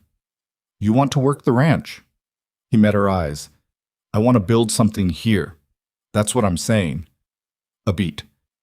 "I've been looking for a place to put down for 3 years. I keep looking because I keep not finding the right one." He glanced around the bakery. "I think maybe I've been standing in the wrong direction." She was quiet for a moment. She thought about the 32 acres she'd walked through exactly twice in 12 years, both times to check the fence line after winter, neither time with any particular attachment. She'd owned it because it came with the property. She hadn't thought of it as a thing with a future. She thought about it differently now. "The bakery stays," she said. "Whatever else we do, the bakery is mine and it stays mine." "Obviously," Cormac said, with the particular tone of a man who would never have suggested otherwise. She looked at Silas. He was looking at her with that quiet steadiness she'd gotten accustomed to, and was still, if she was honest, not entirely sure what to do with. "What do you think?" she asked him. "I think you two know each other well enough to build something together," he said. "I think the land has potential." He paused. "I think I know cattle and I know land work, and I've been looking for somewhere to put that knowledge for 3 years. He held her gaze. "And I think I told you I wanted to talk about staying." "You did," she said, "so I'm talking about it." The fire in the stove ticked and settled. Outside, the wind was quiet for once. She had spent 12 years building something on her own, and she had built it well, and the doing of it alone had shaped her in ways that were both her strength and, she was starting to understand, a kind of armor she'd worn so long she'd forgotten it wasn't skin. She didn't need saving. She never had. But needing saving and choosing company were different things, and she had spent so long confusing them that she'd almost missed the distinction entirely. "We'd have to talk about what the arrangement looks like," she said. "Specifically, I don't do vague arrangements." "I know," Silas said. "I'd expect nothing else from you." Cormac looked between them and had the wisdom to say nothing. "Then we'll talk," she said. "Specifically." The first real water came back into Holler Creek in February, 3 months after the federal charges were filed and several weeks after the county commissioners who'd been on Blackwell's private retainer resigned from their positions in a manner that the local paper described as voluntary and which everyone in Red Briar Crossing understood was not. It wasn't a flood. It wasn't dramatic. It was a thin, clear current moving through a bed that had been dry for years, threading its way around the stones and the old debris with the patient persistence of water finding its level, which it always did eventually, regardless of what had been done to stop it. Maeve saw it on a cold morning in February when she walked the eastern fence line because the wire had pulled loose in the winter and someone needed to reattach it. She came around the bend in the land where the creek bed curved south, and she stopped and stood at the edge of the bank and listened to the sound of it. Quiet, unremarkable. The small noise of water moving. She stood there for longer than she'd planned to. She thought about what it meant to stay somewhere when it would have been easier to leave. Not heroic staying. She said, She'd never been interested in heroism as a concept, which was a word that got used about people from a distance, by people who hadn't been there. She meant the ordinary, unglamorous staying, getting up before sunrise, making the bread, sweeping up the glass from the broken window and boarding it and opening on time, deciding over and over in 100 small, unremarkable moments that this was the life she was building, and she was building it here, and the opinions of the people trying to reduce her to a footnote were not going to be the thing that determined the ending. She had not known, when she started, that it would look like this. She had not had a plan for any of it. Not for Silas arriving from the Eastern Trail with a letter from her brother, not for the property filing that had lit the match under everything she'd been quietly tolerating for years, not for the collection of people who had turned out to be waiting for someone to give them a reason to stop tolerating it themselves. She had just done the next thing, and the next thing, and the next. That was all it had ever been. It was more than it sounded like. By spring, Cormac had fenced 2 sections of the northeast pasture and ordered a small herd from a rancher in the county 2 territories east who had heard, through the particular word of mouth that moved fast in cattle country, that the land near Red Briar Crossing was opening up under new management. Silas handled the waterline work and the barn framing, which he did with the same undemonstrative competence he brought to everything, steady and unhurried and quietly skilled in the way of a man who had nothing to prove. They argued about the barn placement on a Wednesday afternoon in March, standing in the northeast pasture in the cold wind, with Maeve holding one end of a measuring line and Silas holding the other, and Cormac standing between them being wrong about the drainage angle, which she pointed out 4 times before he accepted it, which was actually an improvement over his historical average. "You're both exhausting," Silas said, after the 4th repetition. "We're efficient," Maeve said. "We just do it loudly." Cormac pointed the measuring stake at Silas. "You knew what you were getting into." "I did," Silas agreed. He caught Maeve's eye over Cormac's shoulder. The look lasted about 2 seconds and contained several things that neither of them had yet said out loud, but that had been understood for a while now in the way that certain things between certain people settle into understanding before they settle into words. She looked away first, but she was smiling when she did it, which she suspected he noticed, because he noticed most things. Ellen Rafferty came to the bakery on a Thursday morning in April and ordered a loaf of the honey bread and sat at the counter drinking coffee while Maeve worked, which was unusual because Ellen rarely came into town. "The Rafferty land," she said after a while. "The 40 acres. I got a letter from the district office. They're saying the sale may have been conducted under coerced conditions and that there may be grounds for a claim." Maeve looked up. Ellen, that's significant." "I know." Ellen turned the coffee cup in her hands. "I don't know if I want to fight for it. That land, Patrick loved it more than I ever did. I don't know if I want to spend years in a legal process for something that was more his than mine." She paused. "Is that terrible?" "No," Maeve said. "That's honest.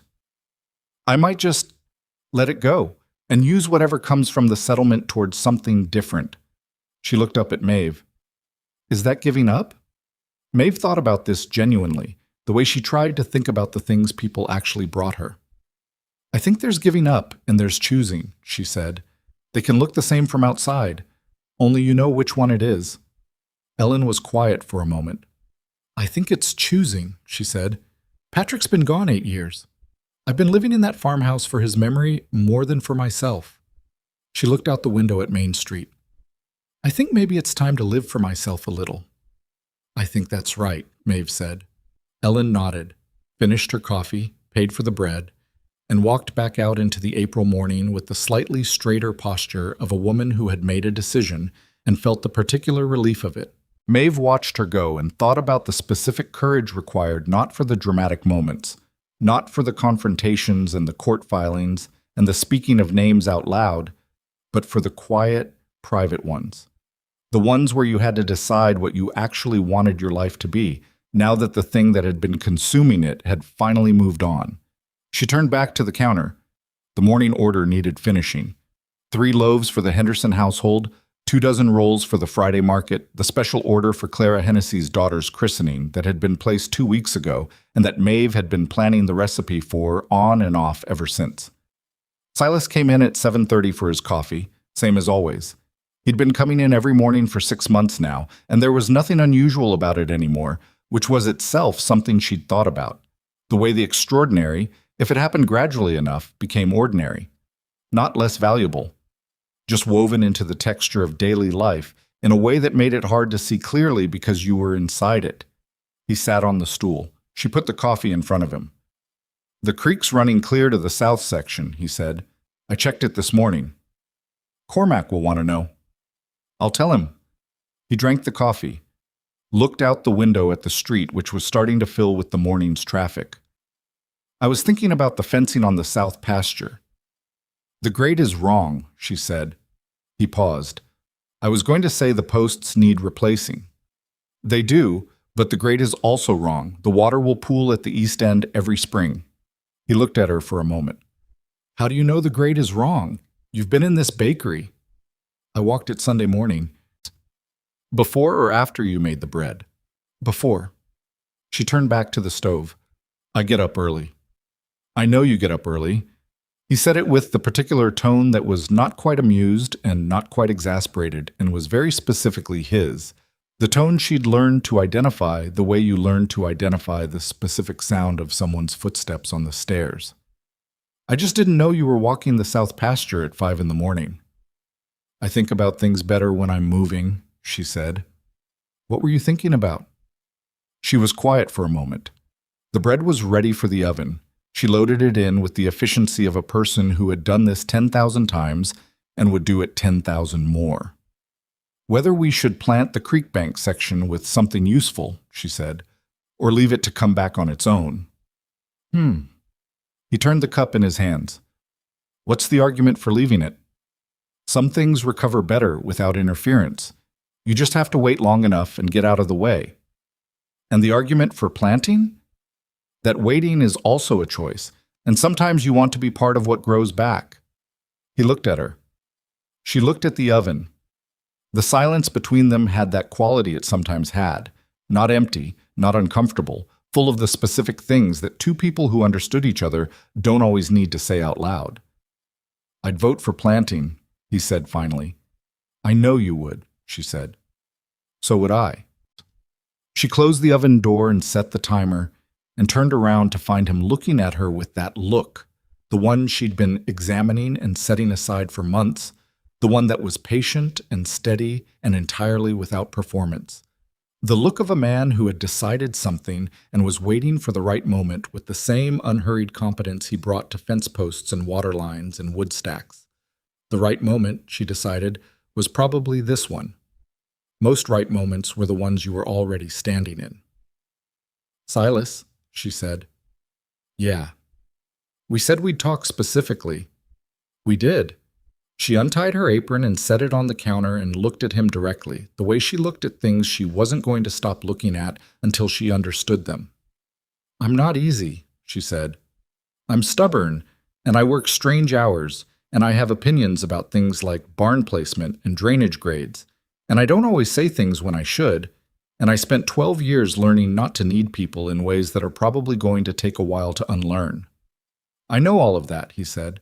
"I'm telling you clearly so you can't say I didn't." "I'm not going to say you didn't." He set the cup down. "I'm also not going to pretend that any of that is news to me after 6 months of early mornings and broken windows and federal investigations." He looked at her steadily. "I know who you are, Maeve. That's the whole point." She looked at him. The oven was warm behind her. Through the front window, Red Briar Crossing was going about its morning, imperfect and ongoing and full of people who were, most of them, trying to build something worth having in the time they had. The creek was running again, slowly, finding its way back through land that had been waiting for it. The south pasture needed fencing, and the east section needed planting, and the bakery needed the morning order completed, and Cormac was probably already at the barn getting the measurements wrong again. There was a lot of work left. There always was. But there was also this, a man on a stool with a coffee cup, and 6 months of mornings, and a look that said, "I know who you are," like it was the simplest, most sufficient thing in the world. She had spent 12 years building something real. She knew what real looked like. She knew the difference between what held and what didn't. "Okay," she said. "Okay," he said. She retied her apron and went back to work, and he finished his coffee and went to tell Cormac about the creek. And outside the window, Main Street moved through its morning with the ordinary, irreplaceable texture of a place where people had decided to stay and build and try, which was all any town had ever been when you got to the bottom of it. The bread came out of the oven at 8:15, golden and right, the way it always did when she paid attention. She set it on the rack to cool and stood for a moment in the smell of it, warm and present and entirely real, and let herself feel, without qualifying it or setting it aside for later, the particular satisfaction of a life that had been built by hand piece by piece in exactly the place she'd chosen to stand. It wasn't perfect. It was better than that. It was hers.